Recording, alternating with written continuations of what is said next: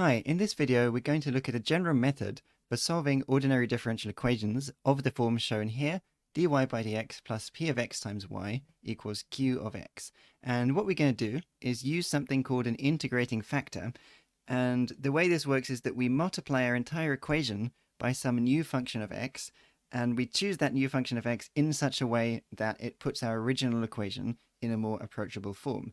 Now, the question is, how does that work in detail? So let's start by just taking some function of x, which I'm going to denote as mu of x, and just multiplying this entire original equation by this mu of x. So we are going to get mu of x times dy by dx plus mu of x times p of x times y, and that's just going to equal mu of x times q of x. All right. So far all we've done is multiply out by mu. The question is, what should mu actually be?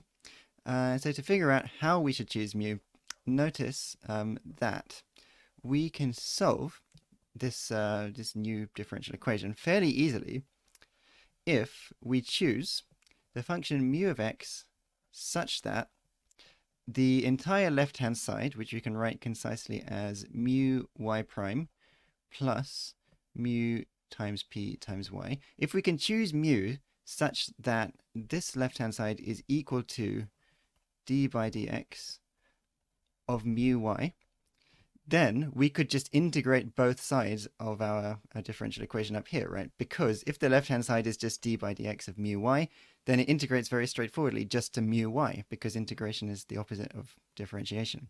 Okay, so the question is now, how do we choose mu so that this relationship is satisfied?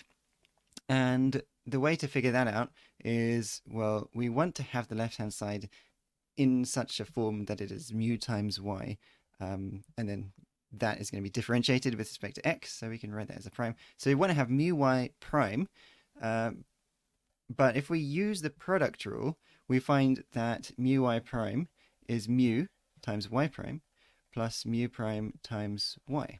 Okay, so that actually gives us a condition on mu, because we can compare this with this. These are supposed to be the same, right? And if we want those to be the same, then we have to choose mu such that mu prime is equal to mu p, right? Just by equating those two double underlined expressions, right? Essentially, we want this mu prime here to be the same as this mu p here, so that these two expressions will be the same, right? So now we've got another differential equation to solve.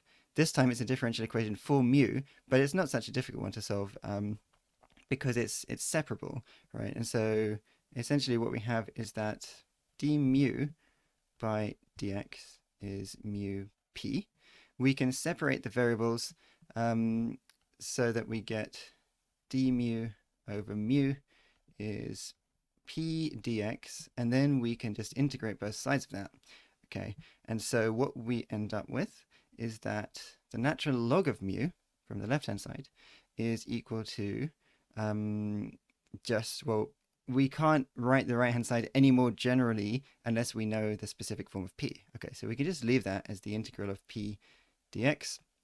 In other words, just exponentiate both sides, we find that mu is e to the integral of p dx. Okay, so if we choose this mu function as e to the integral of p with respect to x, multiply it by that, then we should be able to make some progress. One point that I'd like to make here is about the constant of integration in this exponent here, the integral of p with respect to x. Now actually we don't have to worry about the constant of integration. The reason for that is, okay, so e to the integral of p dx, if we add on any constant c, right, we can write that, we can separate this out into two terms multiplied together. We can write that as e to the c times e to the integral of p with respect to x, and e to the c is just some multiplicative prefactor which we could write as something like a, so that's just a e to the integral of p with respect to x. And so if you add on a constant of integration in the exponent, you get back something which is proportional to what you started with. Now, the reason you can use any constant you like is because we multiply our whole equation by mu of x, remember? So up at the top here, we multiplied by mu of x there, and there and there. So if you have a multiplicative prefactor a, it would just cancel from all of the terms. Okay, so when we do this integral of p with respect to x, we don't actually have to worry about the constant of integration. Okay, so as a final step, let's actually explicitly write down the solution of our differential equations. So what we've done is chosen mu such that the left-hand side of our differential equation is d by dx of mu y. Okay, and referring back to this equation at the top here, the right-hand side is just mu q. Okay, and so we just integrate both sides to find that mu y is equal to the integral of mu q with respect to x. And finally, y is just 1 over mu times the integral of mu q with respect to x. So, of course, the specific form is going to depend on what q looks like and what p and hence mu look like. But there you go. This is a general method for solving this form of differential equation.